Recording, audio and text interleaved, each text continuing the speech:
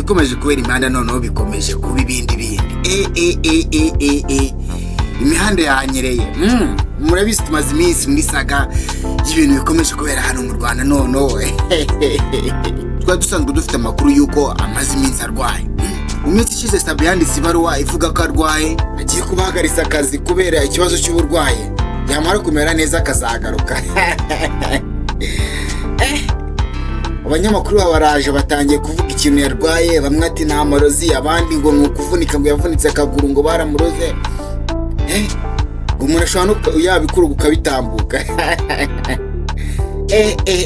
Gusa hari video yaciye ibintu hano hanze Sabin bamufashe avuye gusambana na wa mukobwa we basanze bamuzi ko n'ubundi ngo ntago ari ubwa mbere. Umukobwa bita Ngwino azi mbere ka video saza.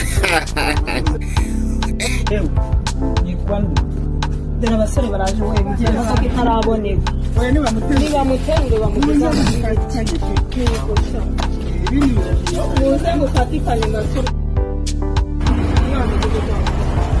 Wasuru mutamu. Kose ko deruka urwaye imbaraga zo gusimbuka igipangu wazikuhera cyangwa nicyo ngicyo wari urwaye. Mu gihe kandi Yago aganiriye n'umunyamakuru Jado bagaruka ku kibazo gikomeje kuza gicicikana hano hanze cyuko ashobora kuba yarakabije agakoreramo n'ibyaha. Ese bo byumva ute? Yago we ibyo yakoze byose abyumva utabifata gute? Reka nze mbatema. Tuzakongera ndi madolari 200 abe 500. Ariko ko barazaga cyane iyo gahunda bavumbuye kuyikunda.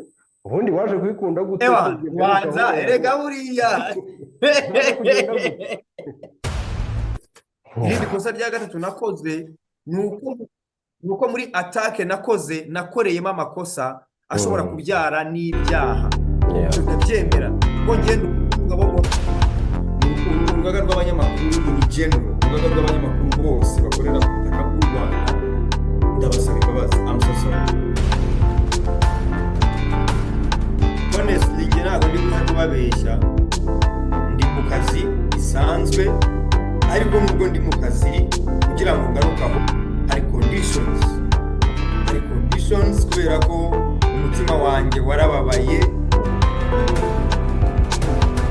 Ariko ubundi kuvuga ni no gutaruka. Ubundi ubu haba hari abantu barimo bakubagara bavuga ati ya nsore y'ingaramakirandi reka tuyigaraguza gati.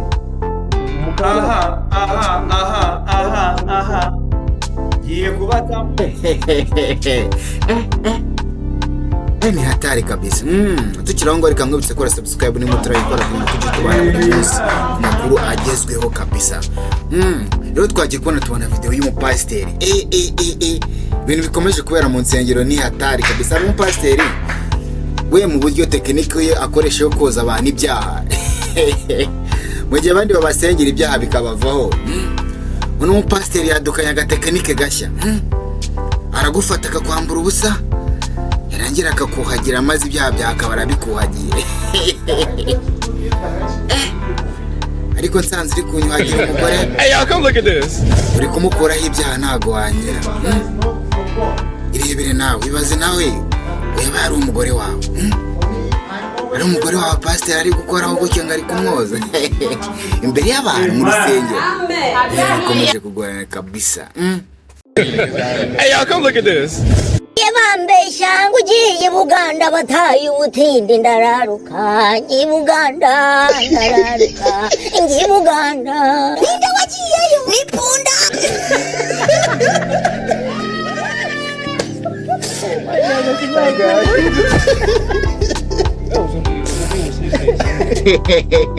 Niba dukomeje kumirwa bitewe n'ibiri kumeje kubera hano imihanda kabisa. Murabizi tumaze iminsi muri saga ya Yago, tumaze iminsi tubona ibintu by'amavideo y'abantu bambaye ubusa, abakobwa, abahungu. Gusa reka ibi ngibi tureke kubijyamo ngo tubikubite menda n'amazura, ahubwo reka tuvuge umuhanzi bita 50 Cent. Muramuzi uyu nguyu ni umuhanzi w'umuraperi uzwi cyane hano muri Amerika ndetse na hano mu Rwanda kabisa. Rero uno muhanzi uno mwaka ujya gutangira ari abavuze ko agiye kumara umwaka wose adakoze imibonano mpuzabitsina. Gusa Mwijoro ryakeye yaganiye n'umunyamakuru maze amubwira agahinda afite. Umwana w'imyaka 14 we yarashe abanyeshuri biganaga arasa n'abarimu. Ibi ni mu gihe kandi abana 17 bahiriye mu kigo cy'ishuri bigagamo tewe n'inkongi y'umuriro. Hari undi mugabo ukindi itera amakofi. N'inshuti ze zamugiye mu matwi ziba ziramubwiye ati wowe ukuntu tubona wayobora. Hanyuma nawe baramwoheje baramubwira ati noneho wowe tanga kandidatire. Nawe tangaje nuko mu ijoro ryakeye yatanze kandidatire ivuga ko nawe agomba kuzahatanira umwanya mu perezida. Perezida Paul Kagame kandi ari mu gahinda gakomeye cyane bitewe nuko umushuti we yitabye Imana. Umuntu yafataga nk'umubyeyi kuri we. Reka nze tubivugeho. Umukambwe Yasefa w'umunya-Ethiopia wari inshuti ya Perezida Paul Kagame ndetse amakuru ahamya ko ari we wari umwanya w'umubyeyi we nka se. Ubwo yashyingirwaga na Madamu Jeannette Kagame yitabye Imana afite imyaka 89.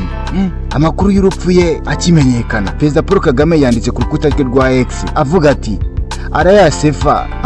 Arayasefa yari umuntu mwiza cyane, yari umugabo mwiza, yakoreye Loni aruhukire mu mahoro. Tariki 10 Kamena 1989 nibwo Major General Paul Kagame yashyingiranywe na Madamu Jeannette Kagame wari warahungiye muri Kenya n'umuryango we. Ubukwe bwabo bwabereye muri Uganda. Sefa bivugwa ko ari we wari uhagarariye umwanya w'umubyeyi wa Perezida Paul Kagame ubwo yashyingirwaga. Yari inshuti magara ya Yoweri Kaguta Museveni. Like it was perfect. Yo Azawi, I'm Tycoon in the Hero. Say my name. Tycoon in the Hero. No, say my name. Tycoon in the Hero. Say my name. Tycoon in the Hero. Oh my God.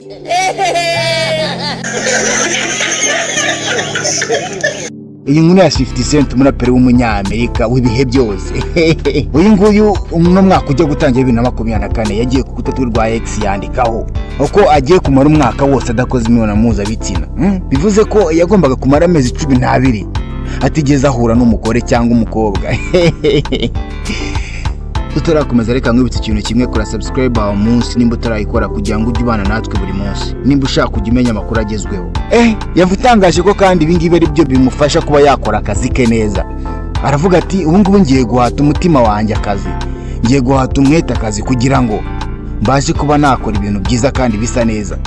Yagaragazaga ko kandi koko agiye mu bagore cyane bituma akazi ke kadapfa. Niko gufata umwanzuro kagomba kumara umwaka wose atongeye guhura n'umugore ngo akora imibonano mpuzabitsina. Gusa mu ijoro ryakeye yahuye n'umunyamakuru wa US Weekly maze amutangariza akababara afite.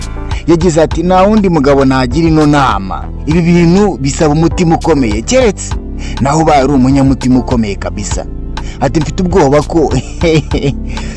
ubwoba ko nshobora kutamara umwaka wose ndi kumva byanze. Muri make ari kumva agatima kari kuri harega. Ariko yari yagerageje amezi 9 maze ni menshi. Hari undi muntu wabishobora? Hari abantu batamara n'ukwezi nzi ngewe. Hari abantu batamara n'ukwezi.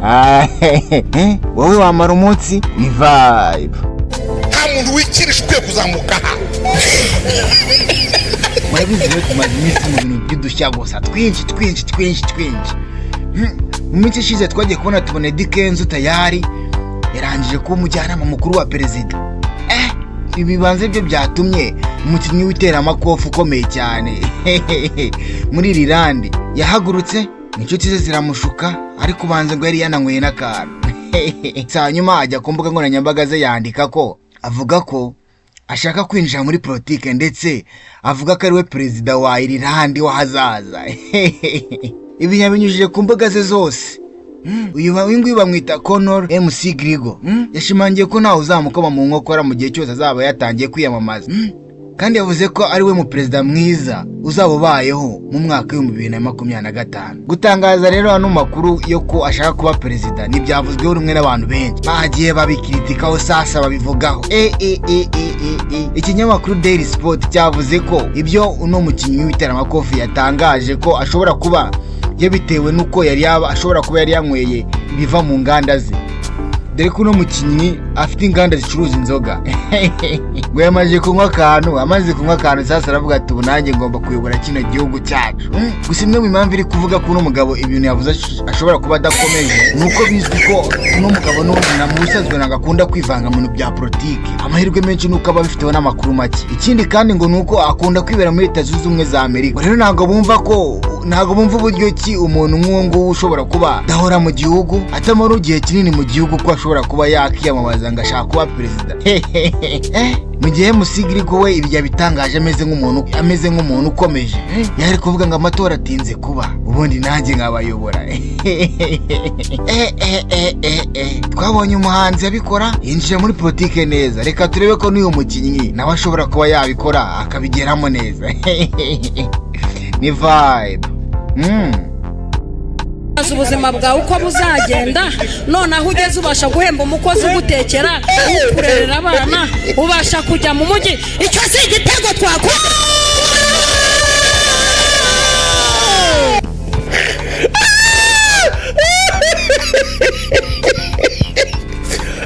Abana b'abanyeshuri 17 bapfuye bishwe n'inkongi y'umuriro yatatse ikigo cy'ishuri bigagamo. Polisi yatangaje ko cyateye iyo nkongi kitigeze kigaragara, kandi ko hakiri impungenge y'uko umubare w'abashobora gupfa ushobora kwiyongera bitewe n'uko hari abandi 12 bangiritse bikomeye imibiri yabo. Hari abanyeshuri bababaye cyane bari mu bitaro ko bashobora nabo bivuze ko uwo mubare 14 ushobora kwiyongera. Perezida wa Kenya kandi William Ruto yanganishije abagize ibyago binyujije ku rukuta rwa X. Yagize ati turihanganisha imiryango y'abana bahitanwe n'inkongi y'umuriro kandi ko bigiye gukurikiranwa hakagaragara impamvu.